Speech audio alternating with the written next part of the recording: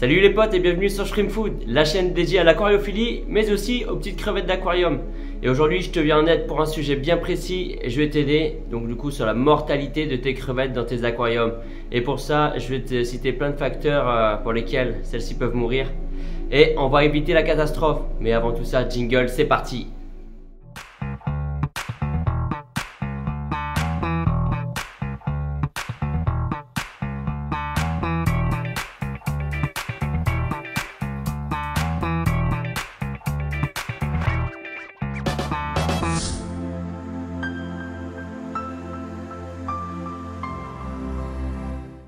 Déjà, avant de commencer cette vidéo et de te venir en aide, n'hésite pas à aller sur mon site shrimpfood.com, alimentation accessoires pour crevettes d'aquarium. Et en ce moment, du coup, c'est les soldes et tu as jusqu'à moins 30% sur ta commande. Donc, du coup, je te laisse checker sur le site et tu y verras plein d'infos. Commençons le cœur du sujet. Aujourd'hui, on va parler de la mortalité des crevettes dans les aquariums. Et ouais, il faut se poser les bonnes questions et on va commencer par le B à bas. Donc, dans les crevettes, il y a les Neocardina et les Caridina. Tu vas me dire qu'est-ce que c'est. Déjà, il faut savoir dans quelle catégorie de crevettes tu es situé. Si tu es situé dans la Neocardina, ça va être tout ce qui est Blue Velvet, Yellow Neon, Green Jade, Red Cherry, etc. Tout ce qui est de plus classique. Et tu peux chercher également sur internet tout ton listing, savoir ce que c'est les Neocardina. Et dans les Caridina, ça va être tout ce qui est Blue Bolt, Panda, Calcio, Tangerine, etc., etc. Et pour ça, chaque crevette a besoin d'une eau assez particulière. Tes Neocardina vont avoir besoin du coup d'une eau du robinet. Et tes Caridina vont avoir besoin d'une eau reminéralisée, une eau osmosée reminéralisée. Donc pour ça, il faut bien partir dès le départ sur c'est les bons paramètres. Et chaque crevette a besoin d'un sol différent. Donc c'est-à-dire si tu prends la Neocaridina, tu vas avoir besoin d'un sol neutre qui se trouve directement en jardinerie, aussi bien du sable de filtration de piscine que du quartz, etc. Et pour les Caridina, tu vas avoir besoin d'un sol technique. Mais pour ça, ce qu'il faut absolument du coup que tu respectes le cycle de l'azote. C'est-à-dire que tu vas attendre que ton bac se rôde, entre guillemets, pour te grossir le truc et que les bactéries se colonisent et attendre que le pic de nitrite passe. Et donc pour ça, il faut attendre à peu près un bon mois donc pour un aquarium qui est en eau du robinet pour les Neocaridina. Et du coup pour les Caridina qui sont en eau osmosée avec un sol technique, il faut que tu attendes à peu près 2 mois. Grosso modo, selon les avis des fabricants, par exemple Panda, je sais qu'ils préconisent à peu près 2 mois de cyclage sur leur sol. Donc déjà, il faut commencer par cette base-là, absolument savoir quelles crevettes, dans quelles conditions on les maintient. Deuxièmement, ce qu'il va falloir faire attention, ça va être l'acclimatation au goutte à goutte. Ouais, lorsque tu achètes du coup des crevettes, que ça soit en animalerie, un éleveur, etc., tu vas pas chez toi tremper ça comme des poissons un quart d'heure et puis tu les mets direct dedans parce que là tu vas droit à la catastrophe. Et là tu es sûr que tes crevettes sont cannées peut-être quelques heures après ou voire quelques jours après, ça dépend. Du coup, ce qu'il faut faire absolument une acclimatation au goutte à goutte. J'ai déjà fait une vidéo là-dessus, là c'est celle-ci. Donc je t'invite à la regarder et là je vais t'abréger un petit peu le processus. C'est-à-dire que dans un petit récipient, tu vas mettre tes crevettes avec l'eau dans laquelle ont été mises les crevettes. Tu vas prendre un petit tube à air d'aquarium et ce qu'on va faire, une acclimatation au goutte à goutte. C'est-à-dire que tu vas siphonner l'eau dans l'aquarium dans lequel tu veux qu'elle soit et tu vas le faire ruisseler dans ce petit récipient en faisant un petit nœud du coup dans ce petit tube à air. Par petites gouttes, 1, 2, 3, 4, à peu près dans ce rythme-là. Et le but c'est de remplir au moins 2 fois plus d'eau qu'elles n'ont dans ce récipient. Et souvent, moi je sais que je laisse acclimater au moins 2 heures, c'est suffisant. Et après ça, coup d'épuisette et tu le mets dans ton nouveau bac. Au moins ça va leur faire une transition parfaite pour qu'elles s'habituent de l'ancienne eau à la nouvelle. Et en faisant une étape intermédiaire. Donc surtout ne loupe pas cette acclimatation au goutte à goutte. On a souvent aussi les mains dans nos bacs, mais il faut se dire, est-ce que nos mains sont adaptées à ce moment précis pour être dans nos bacs? C'est-à-dire, ouais, je sais pas, tu vas aux toilettes ou je sais pas, ou quelque part d'autre, tu te désinfectes les mains avec du gel hydroalcoolique, process Covid, on a pris l'habitude. Ouais, mais sans faire attention, c'est devenu tellement machinal, au bout d'un moment, ben, hop, tu t'es désinfecté les mains, ah bah tiens, il faut que je change ça, il faut que j'enlève telle pierre dans l'aquarium, etc. Tu mets ta main dans l'aquarium, ouais, mais sauf que tu viens de mettre du gel hydroalcoolique il y a quoi, il y a peut-être 15 minutes. Pas du tout le bon process. Pense à te laver les mains avant avec une eau savonneuse, bien de rincer à l'eau claire, etc. Et là, tu peux mettre tes mains dans l'aquarium. Parce qu'on ne sait pas ce qui traîne sur les mains, franchement, à force de toucher plein de choses à gauche, à droite, etc.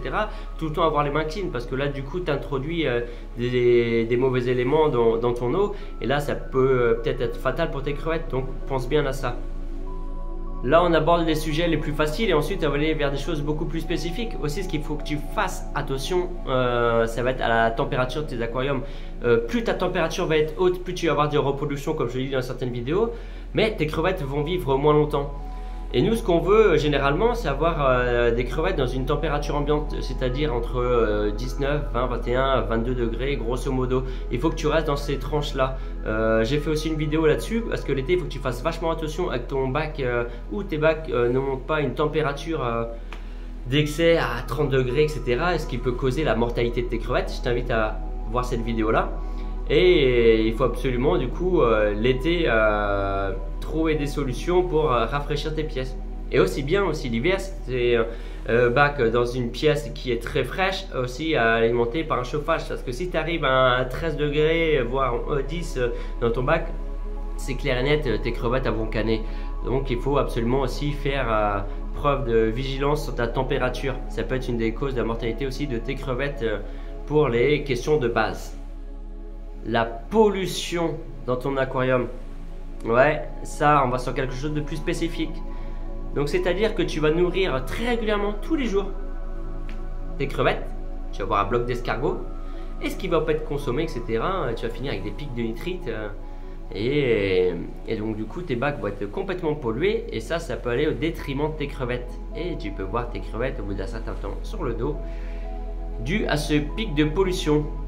Donc il faut que tu nourrisses, moi je me nourris franchement au maximum 2-3 fois par semaine à petite quantité. Je veux vraiment que l'intégralité soit mangée. Et si je vois qu'à mettre plus de temps à manger certaines choses, et ben du coup je redécale le prochain repas d'1 ou 2 jours, c'est pas grave. Mais surtout il ne faut pas surnourrir, ça sert à rien. Tu fais du gâchis, ça te coûte de l'argent et ton eau tu la pourris plus qu'autre chose. Donc surtout pas de surnourriture. Aussi peut-être petite chose que tu ne sais pas, ça va être les bombes aérosols et les bougies. Ça tu peux totalement oublier. Souvent les filles kiffent les diffuseurs d'huile essentielle et ça franchement tu peux totalement oublier. Ne mets surtout pas ça dans la même pièce que tes crevettes. Et même dans la maison, je pense que ça peut être risqué parce que les huiles essentielles vont se propager un petit peu partout dans la maison, selon la grandeur bien sûr de ta baraque. Mais ça peut être très nocif pour tes crevettes. Donc ça franchement c'est prendre des risques. Donc je serais toi, j'éviterais et on veut protéger un maximum ces petites crevettes. Mais tout aussi bien que ton mec est mécano ou que toi tu es mécano et que tu kiffes faire plein d'activités, tu veux faire de la peinture, tu veux repeindre quelque chose chez toi, je sais pas, ta bagnole, un machin, un vélo, etc. Tu vas prendre ta bombe et du coup tu vas faire ta petite bricole à l'intérieur chez toi parce qu'il pleut. Et évite absolument, pareil, c'est des odeurs nocives qui se propagent un petit peu partout dans la baraque, qui s'envolent et qui peuvent causer la mortalité de tes crevettes. Donc on prend un maximum de précautions. Si tu peux bricoler à l'extérieur, bricole à l'extérieur. Sinon, si vraiment tu n'as pas le choix, tu fermes ta porte, essaye de faire un petit boudin au niveau de ton bas de porte pour que l'odeur ne s'échappe pas et de ventiler absolument cette pièce-là. Et il faut vraiment minimiser les risques et oublier de faire des conneries dans la même pièce que celle où il y a tes bacs. Donc du coup, bombe aérosol et ces diffuseurs d'huile essentielle et bougies, bien sûr, bougies, encens, etc. Ça, tu peux oublier tous ces odeurs d'ambiance, diffuseurs d'ambiance, etc. Oublie totalement. Souvent, quand tu observes tes crevettes, tu peux voir un petit cercle tout autour d'elles. On appelle ça le cercle de la mort. Tu es sûr que quelques jours après, ta crevette elle va canner parce que tout simplement un manque de minéraux et pour ça c'est parce que tu ne donnes pas une alimentation assez variée et riche en minéraux et du coup elle n'arrive pas forcément à faire sa mue correctement, et du coup ce qui va provoquer le cercle de la mort. Donc pour ça, moi je te conseille de prendre le Mineral Plus qui est riche en minéraux, et de rééquilibrer un maximum ses repas pour éviter du coup toute cette catastrophe. Et ce qu'on veut nous savoir, des bonnes mues de crevettes. Quand tu vois que tu as des mues partout dans ton aquarium, c'est un bon signe de vitalité pour tes crevettes. Elles ont la pêche, et c'est que tu leur donnes à bouffer correctement. Donc le cercle de la mort, je t'invite à regarder ça sur les réseaux, tu verras. Le changement d'eau. Donc va savoir comment tu fais ton changement d'eau. Le changement d'eau va être important parce qu'il faut qu'on ait une eau pas polluée du tout. Par exemple pour les bacs à crevettes, là je vais parler pour la Caridina, on va faire attention à la conductivité de l'aquarium. Et supposons, moi je suis entre à peu près 200-250 microsiemens dans mes bacs. Et si je monte à je sais pas, à 800 microsiemens, c'était sûr et certain que mes crevettes vont mourir du jour au lendemain, parce que du coup j'ai pas pris le temps de renouveler l'aquarium, l'eau de l'aquarium, et de prendre soin de mon bac tout simplement. Donc il faut vraiment prendre les mesures, les paramètres de ton aquarium, au moins la conductivité, s'y intéresser, et renouveler l'eau occasionnellement quand tu vois que ces paramètres là commencent à être complètement pétés. Et ça, il faut pas laisser traîner. Bon, l'eau du robinet c'est complètement différent. Moi l'eau du robinet, honnêtement, je me fais pas chier, hein. Tout ce qui est évaporation, hop, je remplis direct comme ça à la bouteille. Bon, je laisse pas les 24 heures le chlore s'évaporer, etc., etc. Non, je mets direct dedans, je me fais pas chier. Mais pour ce qui est de l'eau osmosée, une eau bien sûr qui est reminéralisée, très important. Et ce changement d'eau, du coup, surveiller. Et certains font goutte à goutte, et moi je sais que je remplis un petit peu à la va-vite mon eau, tout en faisant attention aux valeurs de celle-ci. Tu peux aussi avoir un sol qui est trop vieux pour un sol technique. Ton sol technique, tu as depuis quelques années, et celui-ci ne tamponne plus forcément comme il faut. Ton pH commence à augmenter et à dévier vers le 7. Et tes valeurs, toutes les autres valeurs dans ce bac là, ne sont pas vraiment adéquates à tes crevettes au bout d'un certain temps. Donc il va falloir changer ce sol technique. Et donc pour ça, tu peux mesurer aussi tes paramètres avec une petite valisette comme ça chez JBL pour avoir tous tes taux corrects. Et au moins tu vas pouvoir te dire, ouais ben merde, j'ai peut-être un petit peu merdé, il va falloir que je fasse le changement de sol de l'aquarium. Donc surtout, n'hésite pas à procéder à une certaine période de changement du sol de ton aquarium pour ce qui est du sol technique, c'est important. Et pour clore tout cette petite vidéo, il faut faire aussi attention aux éléments que tu mets dans ton aquarium. Et il faut que ce soit des éléments qui soient adaptés à l'aquarium.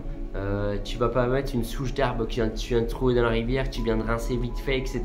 Et tu dis, ouais, super jolie, je vais l'introduire dans l'aquarium. Non, surtout pas. Celle-ci peut-être bourrée de champignons, de mauvaises bactéries, etc. Donc surtout, fais attention à ça. N'introduis pas n'importe quelle pierre dans ton aquarium non plus. Tu peux avoir des pierres super calcaires qui peuvent être super nocives pour tes crevettes. Donc fais super bien attention à certains éléments en résine. Je me méfierais de certaines choses, tu vois. Donc fais gaffe à ce que tu mets au niveau du décor de ton bac. Voilà. Bon, j'espère que je t'ai aidé un maximum du coup. Si tu as des questions, n'hésite pas, tu les poses en commentaire et je serai là pour t'aider. Si vous avez aussi d'autres idées les gars et les filles sur la cause de mortalité pour nos crevettes, n'hésitez pas à mettre un petit commentaire pour nous aider les uns les autres. Ça se peut que j'ai oublié plein de choses, mais j'ai fait à peu près les grosses lignes pour t'aider un maximum. Voilà, donc faites bien gaffe cet été absolument à veiller sur vos crevettes, c'est important.